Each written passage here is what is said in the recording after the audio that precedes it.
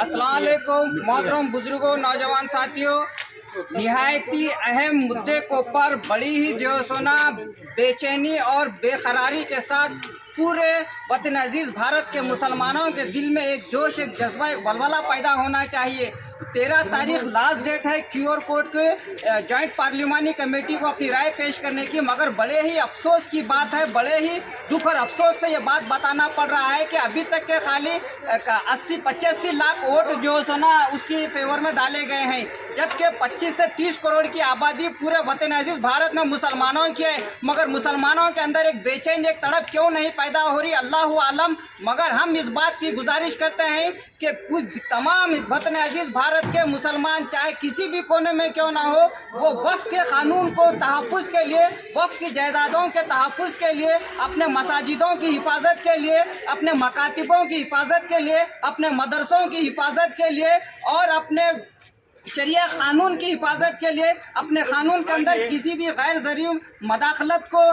Interfere ना होने देने के लिए वक्त के हुकूमत को अपना मैसेज और अपनी राय पेश करना निहायत ही ज़रूरी है। ये गनीमत जानिए 13 तारीख के बाद अगर हम चाहेंगे भी तो हम वोट नहीं दे सकते, अपनी बात नहीं रख सकते। वक्त को गनीमत जानो और अपनी राय को जो सुना ज़रूर पेश करो। ये क्यूआर कोड है, हर एक के मोबाइलों में आ चुका है, आप इसको स्कैन करना है, स्कैन करके अपनी राय को जॉइंट पार्लिमानी कमेटी को पेश करना है। यकीन रखिए, आप जिस तरह वतन अजीज़ भारत में जब इंतखाबात आते हैं आप अपना वोट अहम और कीमती समझकर आपके वोट का इस्तेमाल करते हैं, उसी तरह जॉइंट पार्लिमानी कमेटी को हिंदुस्तान के मुसलमानों की ये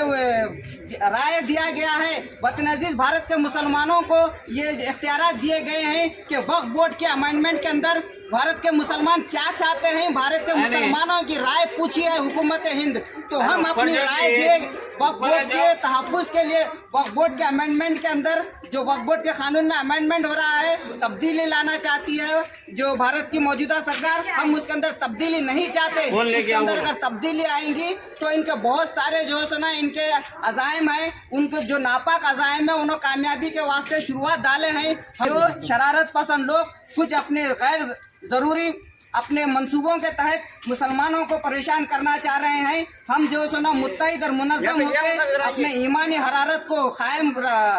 जगाते हुए हर मुसलमान की ये अव्वलीन जिम्मेदारी है कि तमाम काम को छोड़ दे, इस काम को तरजीह दे। सबसे पहले